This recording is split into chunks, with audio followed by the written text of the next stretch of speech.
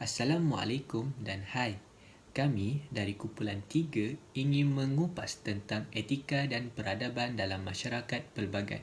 Seperti pengetahuan umum, negara kita mempunyai pelbagai masyarakat berbilang bangsa dan agama, khususnya Melayu, Cina dan India. Kita sebagai rakyat Malaysia perlu menitik beratkan terhadap nilai tersebut bertujuan ingin menjaga keharmonian negara yang merdeka ini. Jadi, kami akan menjelaskan lebih terperinci tentang topik ini bertujuan untuk mengukuhkan lagi perpaduan antara masyarakat di Malaysia. Apakah yang dimaksudkan dengan etika dan peradaban? Etika berasal dari perkataan ethos yang membawa maksud perangai atau kepribadian. Etika adalah satu dasar akhlak, adat, tingkah laku atau kesusilaan. Ia juga membawa maksud kepada prinsip moral. Ia bermaksud tanggungjawab dan akibat tingkah laku seseorang atau profesion terhadap masyarakat. Apa pula yang dimaksudkan dengan peradaban? Peradaban berasal daripada perkataan adab yang membawa maksud nilai seperti perilaku, perbuatan baik, kesantunan moral, sopan santun, kesusilaan, kemanusiaan terhadap diri sendiri dan masyarakat sekeliling. Okey, saya akan menerangkan faktor yang memenuhi etika peradaban bagi masyarakat. So, seperti mana yang kita tahu, pada zaman dahulu penjajah yang datang daripada setiap negara datang untuk menjajah negara-negara lain. Jadi mereka telah membawa adab-adab daripada negara mereka kepada kawasan yang telah mereka jajah. Pelbagai etika juga yang telah mereka bawa. So, peradaban yang mereka bawa itu adalah berdasarkan dari mana mereka datang ke dalam negara-negara yang mereka jajah itu. Mereka juga telah menerapkan etika tersebut dalam kalangan masyarakat Melayu kita. Okey, sebagai contohnya, penjajah terbesar kuasa barat British. Pada masa tu dia datang ke tanah Melayu dan membangunkan ekonomi negara masa tu, di samping membolot hasil kekayaan kat negara Malaysia, kat tanah Melayu masa itu. Masa itu mereka membolot kekayaan hasil mentah kita yang ada kat tanah Melayu. Semasa tempoh penjajahan mereka tersebut, British membawa imigran daripada China dan India untuk bekerja dengan mereka. Pada waktu tu British menerapkan unsur-unsur positif dalam diri masyarakat kat tanah Melayu waktu itu. Semangat mereka untuk menaikkan taraf hidup mereka, dan masyarakat yang pada ketika itu bekerja keras dalam mendapatkan pendidikan supaya mereka berpeluang dapat pekerjaan yang lebih lumayan. Contohnya, masyarakat yang penat lelah bekerja menerapkan sikap positif tersebut untuk belajar, menerapkan sifat belajar itu dalam anak-anak mereka untuk menjadikan keluarga mereka lebih menaik daripada segi ekonomi. Jadi, kehidupan manusia boleh dikatakan telah mengikuti peredaran zaman. Contoh faktor peredaran zaman ni, macam saya kata tadi, cabaran manusia untuk memenuhi keperluan hidup masing-masing. Kehidupan zaman moden di mana ia telah menjadi lebih kompleks, di mana selain daripada keperluan asas, kepentingan wang ringgit, kebendaan telah menjadi pertaruhan hidup bagi manusia. Manusia pun tidak pernah berpuas hati seperti yang kita dapat lihat pada zaman kini. Dengan apa yang mereka ada, mereka tidak mudah berpuas hati dan mempertaruhkan etika semata-mata untuk mengejar impian mereka. Seperti kes yang baru-baru ini, Macau scam.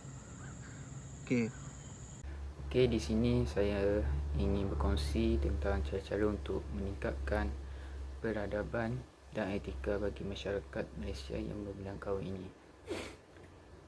Di sini terdapat pelbagai cara untuk meningkatkan etika dan peradaban di kalangan kaum-kaum di Malaysia, dan saya berharap dengan adanya cara-cara ini dapat menyatukan dan meningkatkan kesepakatan kaum-kaum untuk menangani kehidupan yang lebih mencabar selepas ini. Penghayatan etika dan peradaban ini menzahirkan perilaku tanggungjawab sosial dan digerakkan pada seluruh peringkat atau dimainkan peranan penting oleh semua peringkat, iaitu individu, kerajaan, pihak sekolah dan sebagainya. Cara yang pertama ialah melalui diri kita sendiri, iaitu kita haruslah meningkatkan perpaduan rasional dan kesepaduan sosial, iaitu contohnya ialah melalui organisasi dan program seperti kelab buku negara, persefahaman antara penganut agama dan silang bahasa, dengan cara mengadakan aktiviti gotong royong di kawasan taman-taman perumahan, dan kita haruslah melibatkan diri dalam aktiviti ini supaya kita sama-sama bekerjasama bagai au dengan tebing, bekerjasama membersihkan kawasan-kawasan rumah supaya dengan ini ia bertujuan untuk membersihkan taman-taman perumahan, dan juga ia boleh memperkukuhkan integrasi sosial dan semangat sukarelawan dan memupuk paduan yang lebih erat dalam kalangan rakyat Malaysia yang berbelangkau ini. Okay, cara yang seterusnya ialah peranan pihak kerajaan pula, iaitu pihak kerajaan haruslah mengadakan melaksanakan gagasan Satu Malaysia untuk memupuk sikap saling hormat menghormati dalam kalangan rakyat Malaysia. Gagasan ini bertujuan untuk memastikan setiap masyarakat menghormati pegangan dan kepercayaan, kerana lain kaum adalah lain kepercayaan. Kita haruslah saling menghormati walaupun berlainan warna kulit. Bagi kawan yang berlainan agama akan lihat dan akan menilai sendiri akhlak yang kita tunjuk dan lakukan di depan mereka, dan mungkin yang berlainan Islam akan berminat untuk memeluk agama Islam dan akan menjadi saudara Islam kita kelak nanti. Ia juga boleh mengeratkan hubungan silaturahim, dan semua masyarakat tidak akan petikan diri sendiri untuk mendapat kepentingan diri dengan tidak memikirkan sensitiviti kaum lain. Cara yang terakhir ini berkait rapat dengan institusi pendidikan atau pihak sekolah. Mereka haruslah menerapkan semangat kerjasama dan kesepaduan dalam kalangan pelajar yang berbelangkang di sekolah, iaitu dengan langkah melakukan kerja berkumpulan. Okey, di sini pihak guru akan memainkan peranan yang penting dalam membahagi kumpulan, membahagi projek-projek kepada pelajar dalam kumpulan, seperti mengadakan presentation atau kajian-kajian yang tentang subjek. Dengan ini setiap guru haruslah bijak dalam membahagi kumpulan supaya mereka akan berkomunikasi bukan hanya sesama kaum, tapi berlainan berkomunikasi sesama sendiri, tidak kira warna kulit atau apa-apa je. Contohnya, setiap guru juga perlu mengambil perhatian dan tidak mencetuskan isu-isu sensitif semasa mengajar, seperti mengaji budaya lain, tentang apa yang dia buat, apa yang dia amal, serta mengaurkan kaum sendiri tanpa memikirkan perasaan pelajar yang berlainan kaum. Makna kata lain ialah setiap guru dan pelajar sendiri akan alert dalam hal ini dan bersatu padu demi menyemai semangat perpaduan berbelangkang di sekolah. Seperti yang kita semua tahu, etika dan peradaban merupakan satu aspek yang penting dalam bermasyarakat. Nilai moral dan etika yang baik dalam masyarakat harus dipupuk, diterap dan disuburkan bagi membolehkan peradaban manusia berkekalan. Jika sesebuah masyarakat mengamalkan nilai baik, masyarakat tersebut mampu hidup harmoni dan berkembang maju. Etika merupakan nilai penting dalam kehidupan masyarakat kerana ia berhubung dengan tingkah laku masyarakat sama ada baik atau buruk. Perkara paling penting untuk mencapai keharmonian dan kedamaian dalam masyarakat ialah setiap anggota masyarakat perlu mematuhi peraturan dan undang-undang sesuatu tempat atau komuniti. Berdasarkan definisi etos dan mores, tidak heranlah bagi sesetengah orang, kemoralan atau etika merupakan sesuatu yang berkait dengan peraturan masyarakat tersendiri yang terdiri daripada tata susila atau tata tertib masyarakat.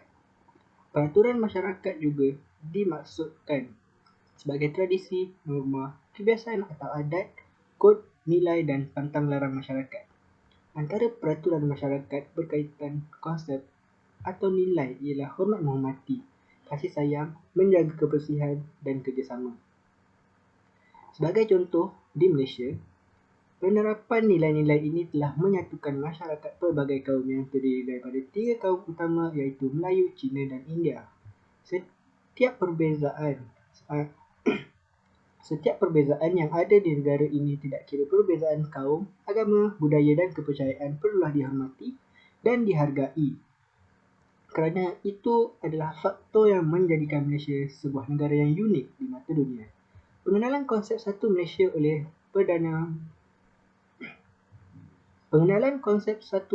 oleh bekas Perdana Menteri iaitu Datuk Seri Najib bin Abdul Razak juga menerapkan nilai-nilai moral kepada masyarakat.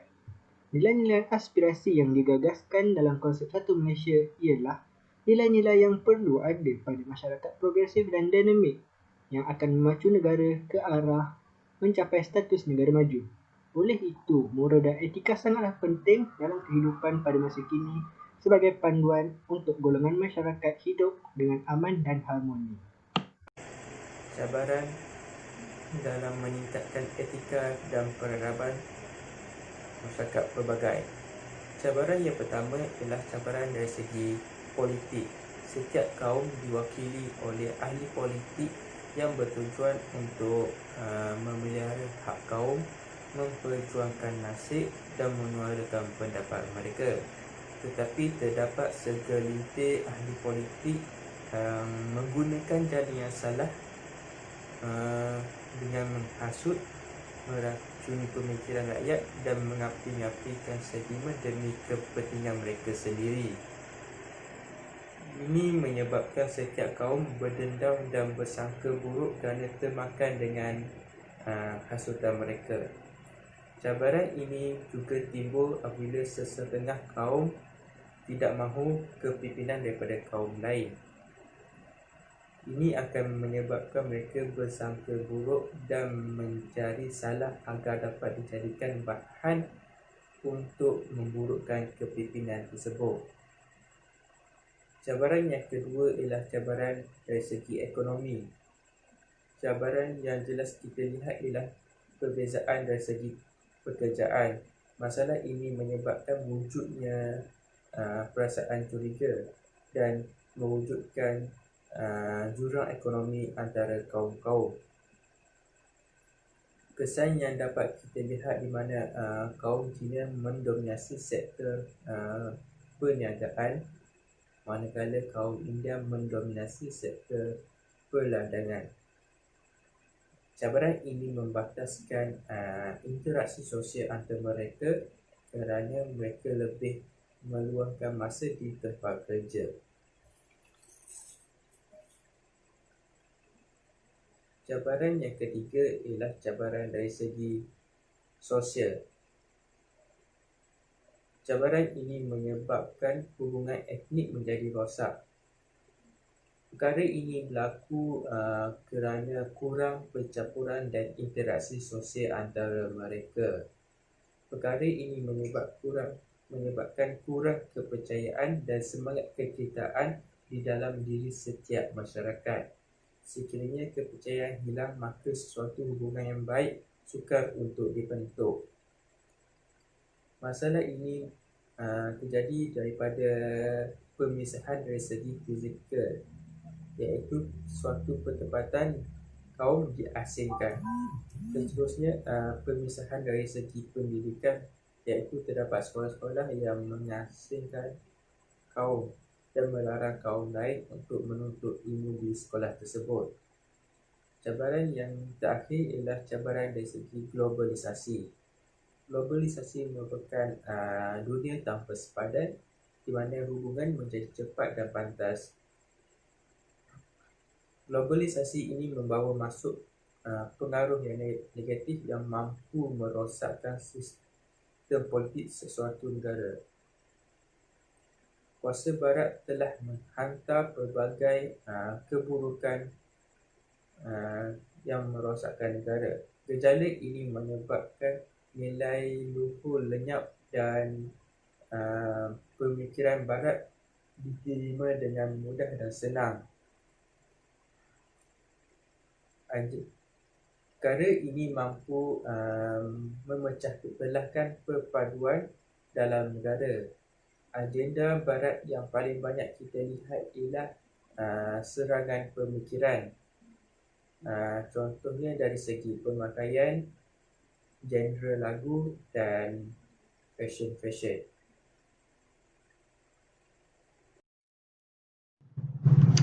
Assalamualaikum warahmatullahi wabarakatuh. Saya akan membentangkan tentang isu semasa berkaitan dengan topik subjek kita, etika dan peradaban. Kenangan semasa pandemik COVID-19 ni banyak mengajar kita erti kesabaran dan berfikiran matang sebelum membuat sebarang keputusan. PKP juga memberikan kita ilham untuk menilai siapa yang harus kita hargai dan ingati dan siapa yang masih mengingati kita. Oleh itu, tanya diri kita, adakah kita lebih banyak menghulur bantuan atau lebih kerap mendadah-tangan menerima sumbangan? Adakah COVID-19 dan kekangan kehidupan menghilangkan jati diri kita? Dan yang paling penting adalah, adakah COVID-19 menjadikan sensitiviti kemasyarakatan semakin malap dan pudar dari sanubari kita? Saya tertarik untuk membincangkan isu tentang etika dan susila dalam masa pandemik COVID-19 ni. Yang mana satu cerita ni yang tindakan Ketua Polis Daerah Petaling Jaya, Assistant Commissioner Nik Azani Muhammad Faisal, di mana beliau telah meluangkan masa bertemu dengan seorang wanita tua, Puan Ah Siong, yang sering memberikannya paus waktu beliau masih kecil, mendapat liputan meluas di media arus perdana di negara kita sekarang ni. Pada masa beliau melawat Puan Ah Siong ni, beliau membawa pau dan topi muka sebagai buah tangan untuk Puan Ah Siong. Walaupun 3 dekad sudah berlalu, namun budi seringkali menerima pau tidak pernah dilupakan. Inisiatif beliau mencari dan bertemu Puan Ah Siong amat menyentuh hati jutaan rakyat Malaysia. Untuk jadikan ceritanya, sebenarnya kisah dia mempunyai kisah antara Ketua Polis Daerah Petaling Jaya ni dengan seorang makcik Cina ni, Puan Ah Siong tadi. Yang mana masa Nik Azani Muhammad Faisal masa dia budak, Puan Ah Siong sering memberi pau pada beliau masa dia kecil. Jadi peringatan itulah membuatkan tindakan Ketua Polis Daerah Petaling Jaya kita ni membuat lawatan pada Puan Ah Siong. Tindakan beliau sebenarnya adalah potret keikhlasan nurani yang mencerminkan sikap mengenang budi tanpa mengira bangsa dan agama. Tindakan sebeginilah yang kita harus diteladani, terutamanya dalam menyantuni warga emas ketika dunia dilanda wabak COVID-19 ini. Jadi terima kasih kepada Nik Azani, Ketua Polis, kerana menunjukkan kita satu model etika dan susila yang melampaui sepadan bangsa dan agama.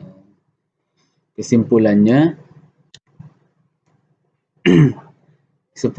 seharian kita menyajikan pelbagai mesej secara langsung ataupun tidak langsung. Ambillah mesej-mesej yang syarat dengan elemen etika dan susila dan terapkanlah dalam diri kita. Dan juga dalam tempoh PKP ini seharusnya kita gunakan untuk muhasabah diri dengan mencari etika dan susila yang terlucut dari jiwa kita ni. Jadi terima kasih kepada Polis Diraja Malaysia dan Kementerian Kesihatan Malaysia yang turun padang untuk menyantuni masyarakat tanpa mengira masa.